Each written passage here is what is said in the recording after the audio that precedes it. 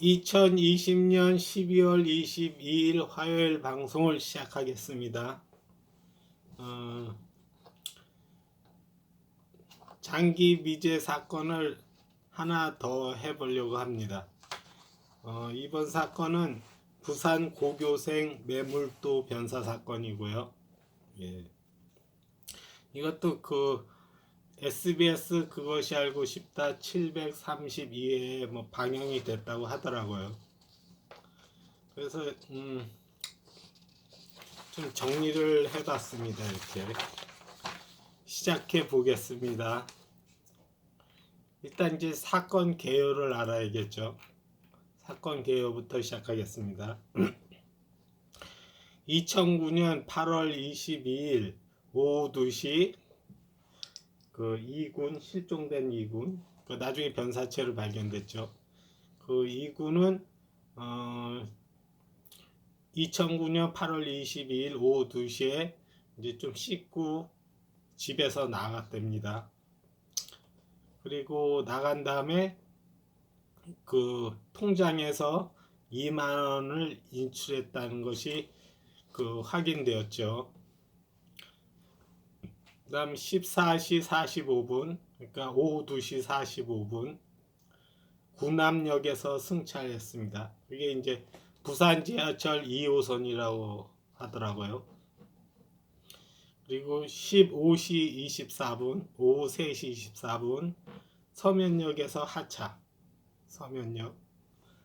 그 다음에 15시 42분에 서면역에서 1호선으로 환승을 했죠. 2호선 타고 갔다가 이제 1호선으로 환승했죠. 15시 57분 중앙역에서 하차. 17시 05분에 제주행 성인용 승선권 구입.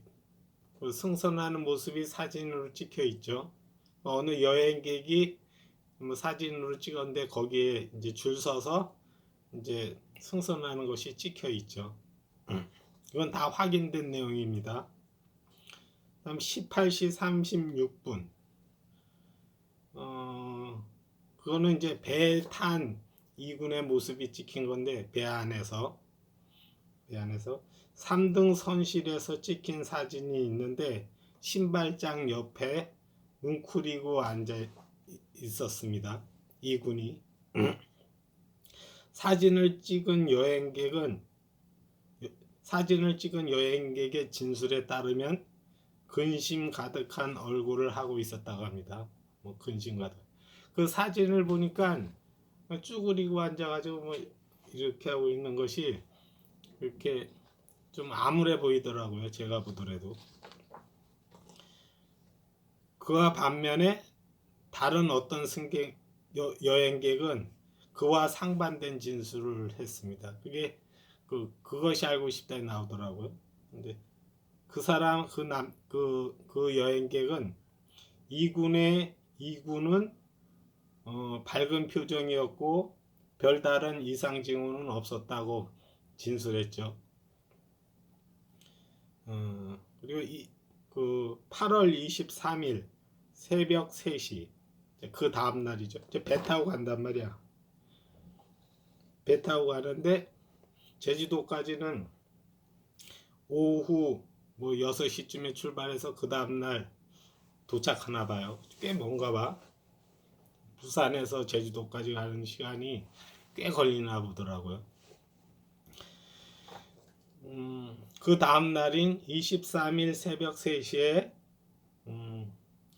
경찰 수사로 밝혀진 바로는 휴대전화 위치 추적을 한 결과 전남 완도의 도서지역인 청산도에서 마지막으로 휴대전화 전파가 잡혔답니다. 이 군의 휴대전화는 23일 새벽 3시경 꺼진 것으로 추정됩니다. 새벽 3시까지 켜져 있었던 거죠. 거기서 꺼진 거야. 근데 그 지점이 어디예요? 완도군 거기 그 부분. 이게 지도를 봐야 되는데 제주도 있고 부산 있고 제주도 있고 이쪽 가는데 여기 완도 부분에서 이제 꺼졌답니다. 그다음에 그 8월 23일 그날 아침 새벽 3시에서 이제 다음 아침에는 그 여행객이 이제 사진을 찍었는데 신발장 부근에는 이군이 없었답니다. 예. 그다음에 제주항 연안 여객실 이제 출구죠. 이제 도착했으니까 출구에 제주항 연안 여객 터미널 선착장 CCTV에는 이군의 모습이 찍히지 않았답니다. 즉 이군은 제주도에 내리지 않은 것으로 보인답니다. 물론 이제 출구가 3개 있는데 그것이 그 CCTV에 찍히진 않았죠. 그리고 나서 9월 20일 날 지금 이제 8월 22일, 23일 사건 개요고 9월 20일 날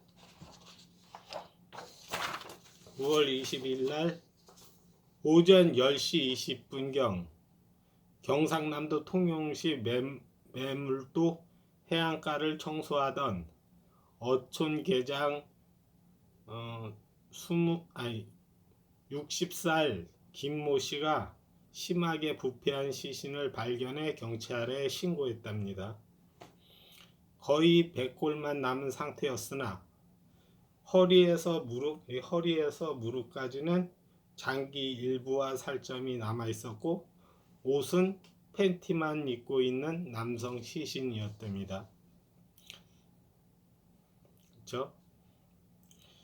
닷새 뒤인 9월 25일 김 씨는 이군의 지갑을 주었는데 안에 있던 학생증을 보고 학교에 연락을 했고 그 연락을 해서 그 학교에서 이제 경찰에 또 연락을 하고 경찰은 이군의 가족들에게 연락을 했죠. 연락한 이유는 이 시신이 이군이 맞는지 확인을 해보기 위해서 연락을 했죠. 9월 26일 유가족과 국과수 DNA 대조 검사 결과 이군이 맞다고 확인이 됐습니다. 이게 이제 사건 개요죠. 유류품으로는 그 시체, 그다음에 휴대폰과 지갑이 발견됐답니다. 팬티만 입은 시신, 휴대폰, 지갑 이렇게 발견된 거죠. 이 사건은 제가 봤을 때는 이 자살 가능성이 크다고 보거든요. 자살일 가능성이 큰 것 같아요. 자살 추정 시간은 휴대전화가 마지막으로 꺼진 8월 23일 새벽 3시경으로 추정됩니다. 이게 마지막 꺼졌고 그 시간대는 여행객 대부분이 잠들었을 시간이고 선 바깥에 이제 선실 말고 선실 바깥에는 사람이 없을 시간대이죠. 말 그대로 이제 다들 잠들고 이런 시간이죠. 그러니까 혼자 이제 살짝 나와서 투신한 걸로 보입니다. 그럼 자살을 추정하는 이유는 무엇인가? 자살 추정 이유는 스스로 승선하였고 그 이군이 스스로 승선하였고 그 배에 있었음이 확인되었죠. 실종 장소와 시기가 여객선이고 그 배의 출발 이후 일정 시간 경과 후 도착 사이였죠. 그렇죠? 실종 시기가 여기서 배를 타고선 쭉 오다가 어느 일정 시간 지난 후에 있다가 도착하기 전에 이제 사라진 거잖아요. 그렇죠. 그래서 스스로 승선하였고 그 배에 있었음이 확인되었으며 실종 장소와 시기가 여객선이고 그 배의 출발 이후 일정 시간 경과 후 도착 사이였죠. 실종 장소와 시기가. 그리고 이군이 구매한 것으로 추정되는 여객선 승선표가 발견됐는데 이군이 직접 자신의 이름과 주민등록번호를 기재했답니다. 그리고 경찰이 이군의 컴퓨터를 이제 살펴봤는데 외출 직전에 제주도로 가는 배삭과 운항 시간을 인터넷으로 검색한 그 사실이 있다는 것이 확인되었죠. 그리고 사전에 정보를 검색했으며 집에 있을 때 이군이 차비와 배삭으로 쓸 돈을 찾을 통장을 가지고 나갔다는 점에서 우발적 가출이 아니라 미리 다 이제 그렇게 할 것을 계획하고선 그렇게 해가지고 간 거죠. 이군은 배를 타기 전에 소량의 금액인 2만 원만 인출하였습니다. 2만 원. 배 티켓비가 3만 6천 원인가 그랬거든요. 3만 몇천 원이었는데 그것으로 볼 때 이 배 티켓비가 3만여 원인 것으로 볼 때 인출한 금액 2만 원과 자신이 가지고 있던 돈을 합해서 티켓을 산 것으로 보입니다. 소량의 돈만을 인출한 것은 도착지인 제주도에서의 여행이나 일정 기간 생활하려고 한 것이 아니라는 것을 의미합니다. 그렇죠? 예. 돈을 충분히 가지 않고 딱 가는 차비만 뺀 거야. 가는 차비. 내 현재 지갑에 얼마 있고 한 18,000원 정도 있고 인출한 돈은 한 2만 원 정도 되고 그거 합쳐서 36,000원 되는 티켓을 산 거죠. 그렇죠? 돌아올 여비조차도 인출하지 않았음. 물론 통장이 있으니 도착지에서 인출할 수 있기 때문에 미리 많이 인출하지 않았을 수도 있습니다. 그러나 보통의 경우 어느 정도 쓸 수 있을 정도의 돈과 돌아올 여비를 미리 인출하는 것이 상식에 부합합니다. 따라서 돌아올 생각은 없었던 것으로 보입니다. 그렇죠? 네. 시신이 발견된 곳은 휴대폰이 마지막으로 꺼진 부분에서 멀지 않습니다. 완도 부분이었죠. 매물도랑 그렇게 멀지 않죠. 완도 해상이었죠. 바닷가 위였죠. 이군이 바닷물로 투신했다고 했을 때 시신이 해안가로 쓸려 나오는 것은 그리 불가능해 보이지 않습니다. 쿠로시오 해류면 충분히 시신이 해안가로 쓸려 나올 수 있다고 합니다. 예. 지갑, 휴대폰, 속옷을 걸친 백골 시체, 지갑, 휴대폰, 속옷만 걸친 백골 시체와 함께 발견되었는데 백골 신체인 것으로 미루어 보아 시신이 남아있지 않는 상태에서 바지는 벗겨지고 속옷만 남아있는 것으로 보입니다. 휴대폰이 해안가까지 흘러왔다는 것이 좀 의문스럽죠. 그건 다소 좀 의문이에요.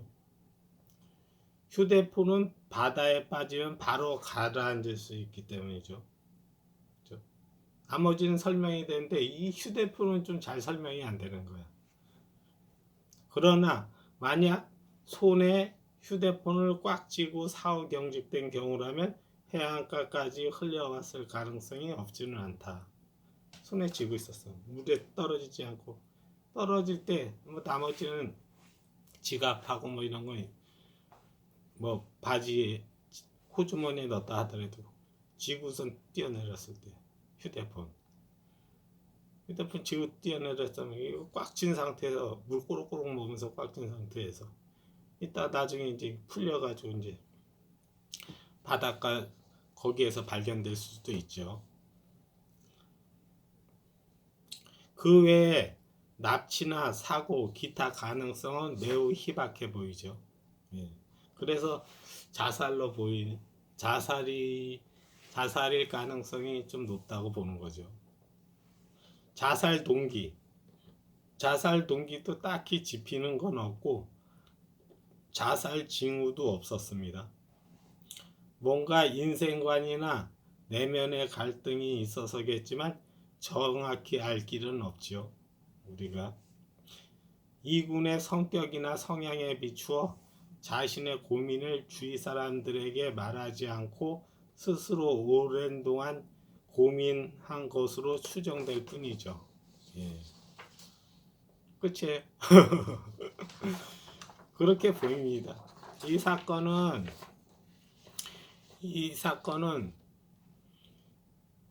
배 위에서 벌어진 사건이에요. 배 위에서. 실종이 배 위에서 벌어졌다.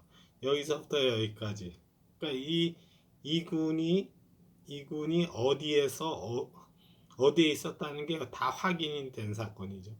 근데 이 제주도까지는 안 온 것 같고 쭉 오다가 어느 지점에서 이제 실종이 된 거죠. 사라진 거지. 그렇죠? 그 배 위에서 뭐 납치가 이루어졌다 하더라도 납치하면 새로운 배로 또 갈아타고 이랬을 일은 없을 거라고. 그렇죠? 그러니까 배 위에서 어느 시점에서 이제 싹 사라진 거죠. 그렇기 때문에 이 사건은 뭐 납치라든가 뭐 실족사라든가 뭐 기타 가능성은 굉장히 희박해 보입니다. 자살 가능성이 제일 크죠. 그렇게 보입니다, 보니까. 그리고 그러면은 왜 목격자가 없었느냐? 그 시간대가 핸드폰이 마지막 꺼졌던 시간대가 그때가 새벽 3시경인데 그때는 목격자가 없을 가능성이 좀 크다고 보입니다. 왜냐면 그 시간대가 제일 사람들이 잠들 시간대거든. 그렇죠? 그리고 배 바깥에도 이렇게 나와 있는 사람이 없을 그런 시간대죠. 9월 25일이니까 뭐 바닷바람도 있고 그러니까 새벽 3시면 꽤 쌀쌀할 거 아니에요. 그래서 그 선실 안에 있지 바깥에 있는 사람은 그렇게 없었을 것 같아요. 이제 그때 나와가지고 이제 투신을 한 것 같습니다. 아침에는 신발장 부근에서 이군이 사진에 찍히지 않았죠. 그 다음에 나올 때 그 제주항 여객 터미널 그 출구에 CCTV가 또 찍히지 않았고 이런 것으로 미루어 봤을 때 자살 가능성이 제일 큽니다. 예. 장기미제 사건을 지금 또 하나 한번 해봤는데 이 사건도 뭐 그렇게 복잡한 것 같지 않은데.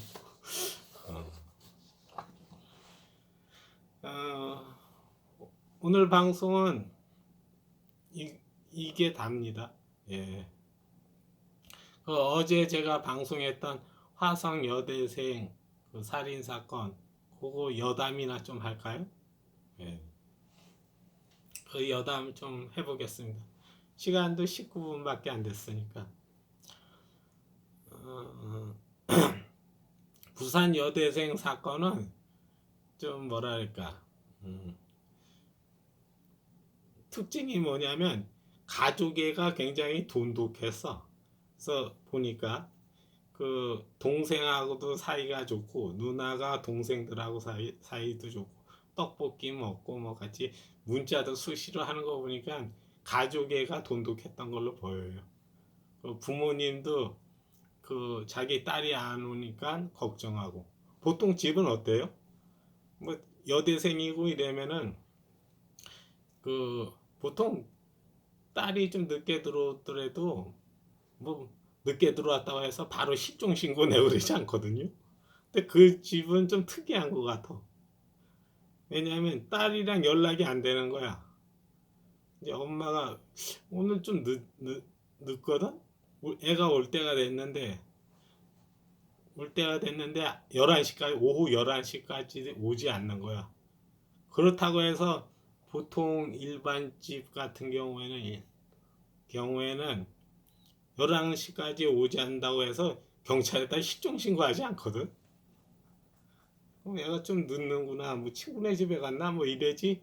경찰한테 실종 신고하는 집안은 좀 드물잖아요. 근데 화성 여대생 그 가족들은 좀 일반 가정하고는 좀 특이하게 가족애가 돈독하고 부모님이 자기 자식들 걱정을 많이 하는 그런 집안 같아. 11시까지 안 오니까 경찰에다가 신고를 해. 어, 태안지구든가 뭐 거기에 실종 신고를 해서 경찰하고 같이 막 이렇게 주위를 찾아보고 하는 그런 가정이 좀 드물잖아요. 애가 이제 온다 그랬고 오는데 밤 11시까지 안 와. 무슨 일이지? 왜 11시까지 안 오지? 바로 실종 신고하고 그런 집안은 드물다고. 근데 그 태안 여대생 그 가족들은 부모하고 자식하고 또 자식들 형제들 사이에 가족애가 되게 돈독한 집안이었죠. 그게 좀 특이하지, 다른 케이스보다. 그러니까 매우 일찍 사건을 개시할 수 있었던 사건이죠. 그렇죠. 그러니까 범인이 의도했던 거하고는 다르게 돌아간 거야. 약간 좀 그 집안이 좀 특이한 케이스였어.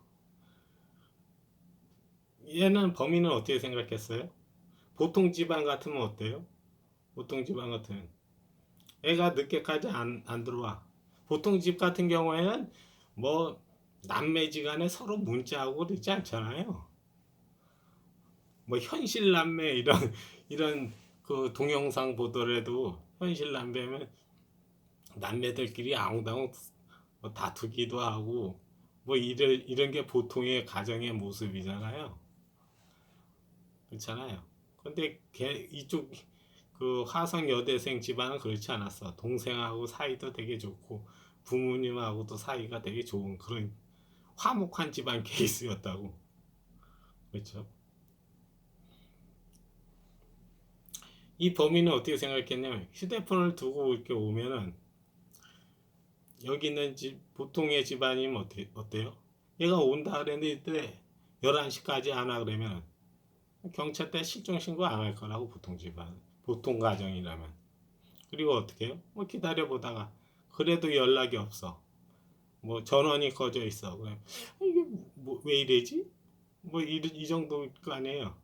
그러다 이제 그 다음날 연락이 오면은 핸드폰 주소인데 연락이 오면 이 집에 또 칠칠 맞게 또 핸드폰을 또 흘리고 다녔구나 이래고선 안심하고 뭐 경찰에 신고하진 않을 거 아니에요. 않았을 거라고. 그렇죠. 그리고 그 여대생이 어때요?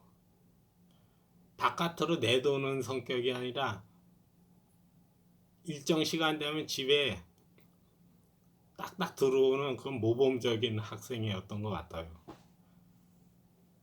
보통 이제 여대생 정도 되면 어때요? 뭐 클럽에도 가고 친구들 그 같은 대학교 다니는 친구들 자취방에도 가고 또 때로는 친구 집에 가서 하룻밤 자고 오기도 하고 대학생 정도 되면 좀 프리하잖아요. 보통의 가정에서는. 근데 그 화성 여대생은 꼬박꼬박 집에 들어가고 시간만 딱 되면 귀가하고 이런 스타일의 그 학생이었던 거지. 그런 집안의 여대생이었는데 이 범인은 어때요? 보통의 집안을 생각한 거예요. 보통의 집안 좀 늦을 수도 있다 뭐 이런 집안 있잖아요. 그렇기 때문에 휴대폰을 일찍 발견하게 거기 사람 눈에 띄는 곳에 갖다 놓고 왔는데 범인이 예상한 거, 의도한 것과는 다르게 돌아갔죠. 그 휴대폰이 발견되자마자 수사에 착수됐죠. 범인은 어떻게 생각했냐? 보통의 집안이라면 휴대폰이 일찍 발견되면은 부모가 이게 또 칠칠맞게 버리고 왔구나. 그래서 연락이 안 됐구나. 이래고선 실종 선고를 경찰에 신고를 안 했을 텐데 좀 늦게 했을 텐데 이 집안은 케이스가 좀 특이한 케이스였던 거지. 그렇죠. 그래서 사건 벌어지고 나서 바로 당일 다음날 바로 그 수사가 개시된 사건이라고. 그렇기 때문에 충분히 잡을 수 있는 사건이었죠. 예. 충분히 잡을 수 있는 사건이었다고. 납치일 가능성은 극히 적고 택시나 호위동성 이건데 호위동성은 비면식범일 가능성이 극히 적거든. 면식범이라면은 그 노양하고 친했던 사람들을 쫙 찾아가지고 그날 이제 알리바이를 다 물어봐야 되죠. 물어봐야 되잖아요. 그럼 물어보면 찾기 쉬울 거라고. 근데 물어보면은 수사를 쉽게 풀어나갈 수 있죠. 근데 대학생이고 얘가 노양이 뭐 이렇게 남들하고 그렇게 원수지고 그런 애 같지는 않거든요. 그러니까 그 면식범일 가능성은 크게 적거든요. 뭐 대학생 중에서 얘를 좀 겁탈하려고 뭐 했던 주위에 있는 사람들이 그렇게 있었을 거라고는 보이지 않아요. 이제 수사관들이 형사들이 다 해서 그 조사를 해보면 알죠. 그렇죠? 그리고 택시는 어떻게 조사를 해요? 당일날 여기 줄 섰던 사람들 있잖아. 대기하고 있었던 그 택시 기사들. 그 기사들 같은 경우는 그 다음날에 또 나와서 또 줄 서 있었을 거라고. 기사들 보고 하나하나 확인을 하는 거야. 이 시간대에 택시 기사 누구 있었는지. 거기 있는 사람들한테 물어보면 돼. 거기 이제 택시 기사들 있잖아. 동료 택시 기사들 혹시 그날 여기 있었던 택시 기사들 누군지 아냐고. 근데 거기서 이제 얘기가 나올 거라고. 뭐김 씨가 그날 우리 여기 같이 있었던 것 같은데 뭐이 씨가 뭐 그렇잖아요. 여기 대기줄이 있고 이렇게 오는 차에서 잡아탈 수도 있겠지만 또 대기줄에 있었던 사람 중에 하나일 거라고. 반드시 대기줄에 있었다고는 볼 수는 없지만 일단 그렇게 좀 찾아 수사를 했어야지. 그렇죠. 그렇게 했더라면은 당일 날이고 다음 날이고 사건이 벌어진 다음 날부터 수사가 개시됐기 때문에 뭐 목격자라든가 거기에 있었던 사람 택시 기사를 중심으로 그 탐문 수사하고 했으면은 그렇게 찾기 어려웠던 사건은 아니라고 보이거든요. 그리고 또 DNA가 검출됐으니까 DNA가 훼손만 안 됐더라면은 그렇게 잡기 어려운 사건은 아니었죠. 그렇죠.